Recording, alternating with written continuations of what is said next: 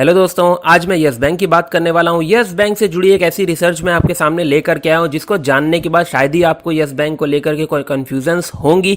Yes bank की बिल्कुल crystal clear picture रखने की कोशिश करी है मैंने इस वीडियो के माध्यम से। दोस्तों, मैंने एक रिसर्च रिपोर्ट तैयार करी है, इसके साथ ही में एमडी प्रशांत कुमार जी की तरफ से बहुत सारी अहम बातें कही गई हैं जिनको मैं आपके साथ में शेयर करूंगा और उनका कंक्लूजन क्या मिलता है। यस बैंक में जो लोग इन्वेस्टमेंट बनाने का मन बना रहे हैं या जिन्होंने ऑलरेडी इन्वेस्टमेंट बना के रखा है, आखिर उनको यस बैंक को लेकर के क्या करना चाहिए। यस बैंक में इतने अच्छे रिजल्ट्स आए, उसके बावजूद भी गिरावट का माहौल देखा जा रहा है और इस बार तो इसने 13 रुपीज का लेवल भी आज के दिन में तोड़ा है, जो कि काफी टाइम के बाद हुआ है। इस लेवल के टूटने का कारण क्या है और आखिर यस बैंक से जुड़ी रियलिटी क्या है। प्रॉफिट्स में भी आ रहा है तब भी स्टॉक नहीं बढ़ता है। इसके अलावा अलग अलग ब्रोकर एजेंसीज इसको लेकर के बहुत खराब टारगेट्स देते हैं। आखिर यस बैंक की रियलिटी क्या है, तो चलिए शुरू करते हैं इस वीडियो को और जानते हैं कि यस बैंक से जुड़ी कुछ अहम बातें, साथ ही साथ में यस बैंक में आगे की आपकी क्या स्ट्रेटजी होनी चाहिए। मैं सुमित आपका अपने चैनल में बहुत बहुत स्वागत करता हूं। अगर आपने अभी तक हमारे चैनल को सब्सक्राइब नहीं किया है तो शेयर मार्केट से जुड़ी सारी अपडेट्स को पाने के लिए हमारे चैनल को अभी सब्सक्राइब कीजिए। सबसे पहले हम इस स्टॉक का थोड़ा कारोबार समझ लेते हैं। जो मेरे पास में रिपोर्ट है, इस रिपोर्ट के अकॉर्डिंग ये स्टॉक 12 रुपीज 90 पर ट्रेड कर रहा है। 13 रुपीज 10 पर अपनी ओपनिंग करता है। 13 रुपीज 10 ही इसका हाई है और 13 रुपीज 85 का लो बना करके 12 रुपीज 90 पर अपना कारोबार कर रहा है। अगर हम इसके पिछले एक साल का कारोबार देखते हैं तो एक तरह से ये अपने धीरे धीरे करके न्यूनतम स्तर की तरफ आता जा रहा है। जिस तरह से हमने देखा था बीच में दिसंबर के माह में काफी अच्छा इसमें हमें उछाल देखने को मिला था। इसने 20 रुपए के ऊपर के लेवल भी दिखाए थे, लेकिन उसके बाद से इसमें गिरावट का माहौल ही बना हुआ है और क्वार्टर 1 के जैसे रिजल्ट्स आए हैं उसके बाद से आखिर इसमें गिरावट क्यों बनी हुई है और इसके रिजल्ट्स को जरा हम दूसरे तरीके से थोड़ा सा मैं आपको समझाने का प्रयास करूंगा। बहुत ही इजीएस्ट वे में मैं आपको कुछ चीजें दिखाऊंगा जिससे आपको समझ में आएगा आखिर यस बैंक की रियलिटी क्या है। दोस्तों देखिए, अगर आप देखोगे नेट प्रॉफिट तो इस बार का इनका है 207 करोड़ के आसपास का, और अगर हम FY21 क्वार्टर 1 की बात करते हैं, मतलब ठीक एक साल पहले, तब था इनका 45 करोड़ का प्रॉफिट था। उसके बाद इनका जो टोटल नेट प्रॉफिट में उछाल कितना देखा जा रहा है एक साल के अंदर, 355.2% का, जो कि बहुत ही ज्यादा शानदार है। लेकिन ये प्रॉफिट क्या इनकी अर्निंग के अकॉर्डिंग सूटेबल लगता है? अब हम उस चीज को देख लेते हैं। इनका जो नेट इंटरेस्ट इनकम है, अगर हम उसकी बात करते हैं तो इनका जो नेट इंटरेस्ट इनकम इस बार का आया है वो है 1402 करोड़ का, और यही एक साल पहले था इनका 1908 करोड़ का, यानी कि इससे कम था। थोड़ा सा आप समझने की कोशिश करिएगा। जो इनका नेट इनकम है, नेट इंटरेस्ट इनकम है, जो कि पिछली बार से कम है इस बार का, लेकिन फिर भी कंपनी प्रॉफिट में किस तरह से दिख रही है, लगभग 26% की इसमें गिरावट है। अच्छा, इसके अलावा जो इनका NII है, मतलब नॉन इंटरेस्ट इनकम है, जैसे कि जो चार्जेस लगते हैं या फिर चेक बाउंस हो गई उसके चार्जेस लगते हैं, जो कि अदर तरीके से इनकम आती है, उसमें एक अच्छा उछाल देखा जा सकता है। इसमें है 1056 करोड़ का और एक साल पहले था 621 करोड़ का, तो इसमें लगभग 70% की जंप हम देख सकते हैं। अगर हम इनका ऑपरेटिंग प्रॉफिट डिस्कस कर लेते हैं तो FY2022 में 920 आया है, और अगर हम पिछले साल की बात करते हैं FY21 में तो 1147 था, तो इसमें भी लगभग 20% की हम गिरावट देख सकते हैं। इतना कुछ होने के बावजूद भी इनका प्रॉफिट 207 करोड़ कैसे आया कि जब इनके नेट इंटरेस्ट इनकम भी कम है, इनका ऑपरेटिंग प्रॉफिट भी कम है? उसका कारण है इनकी प्रोविजनिंग।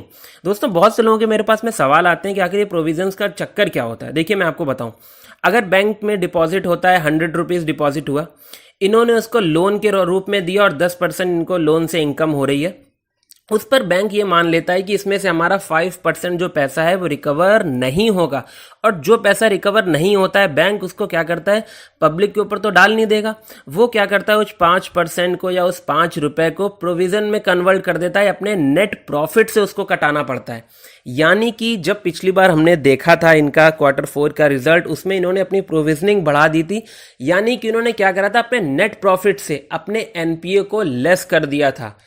समझ में आया आपको? मैं दोबारा बता दूं, इन्होंने क्या करा था, अपने नेट प्रॉफिट से अपनी प्रोविजंस को, जो इनका NPA रिकवर नहीं हो पाना था, उसको लेस करा था, जिसके कारण हमें काफी ज्यादा लॉस नजर आया था। अच्छा, इनका प्रॉफिट इंक्रीज किया हुआ उसका क्या कारण है? इस बार इनकी एक तो प्रोविजनिंग जो है बहुत ही ज़्यादा कम हो गई है। ये नहीं है कि उन्होंने सिर्फ कम कर दिया, हुई भी है। उसके पीछे का रीज़न क्या है?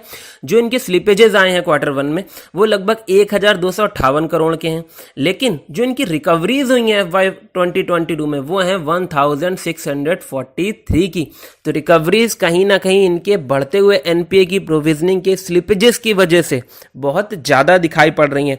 ये कारण रहा है इनके प्रॉफिट में आने का। तो ओवरऑल यस बैंक का स्ट्रक्चर आपको समझ में आ गया होगा कि इनकी जो नेट इंटरेस्ट इनकम है वो इतनी नहीं बढ़ी है, लेकिन रिकवरीज इनकी बढ़ी है। रिकवरीज के चलते हमें इनको अच्छा खासा प्रॉफिट देखने को मिल रहा है। अब हम बढ़ते हैं एमडी प्रशांत कुमार की कमेंट्री की तरफ। जो उनकी कमेंट्री निकल करके आई है, उन्होंने क्वार्टर वन रिजल्ट पर बोला है कि हमें कोई भी सरप्राइज नहीं है कि हमने इतना अच्छा परफॉर्मेंस दिया है। क्वार्टर फोर का परफॉर्मेंस भी हमारा अच्छा था, लेकिन एनपीए की वजह से हमें उस तरफ से थोड़ी सी प्रॉब्लम्स आई थी और उसका मेन कारण उन्होंने कोविड भी बताया है कि कोविड के चलते ये सब इश्यूज बने रहे, मॉरेटोरियम वगैरह आया था जिसके चलते एनपीए की रिकवरी में भी प्रॉब्लम्स देखने को मिली हैं। तो कोविड को एक मेन जो है इशू बताया गया है प्रशांत कुमार जी के द्वारा। और आने वाले टाइम में उन्होंने बोला भी है कि यस बैंक अपना एसेट क्वालिटी बहुत बढ़िया करने की तरफ कदम बढ़ा रहा है और वो बढ़िया करके दिखाएगा। इसी के चलते उन्होंने बोला है कि वो उन सेक्टर्स को लोन नहीं देंगे जो कि कोविड की वजह से इम्पैक्टेड हैं, जैसे कि हॉस्पिटैलिटी सेक्टर हो गया, ट्रैवल हो गया, टूरिज्म हो गया एंड रियल एस्टेट हो गया।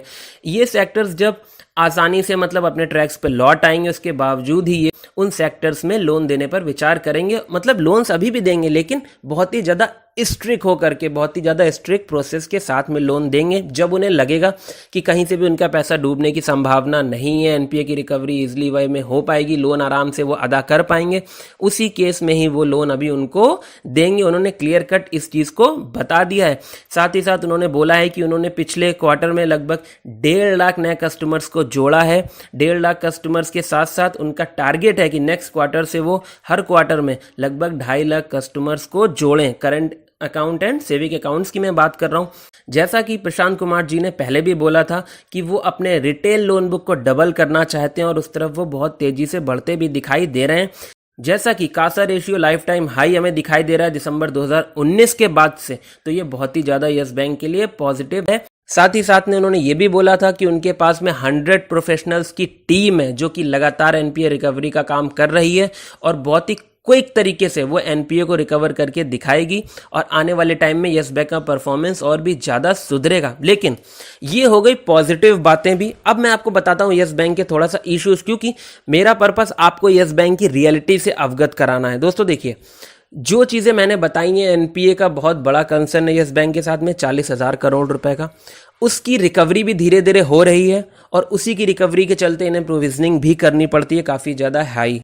इस बार उन्होंने प्रोविजनिंग बहुत ही ज़्यादा कम कर दी थी अपनी, जिसके चलते इनका प्रॉफिट बहुत ही अच्छा देखने को मिला है।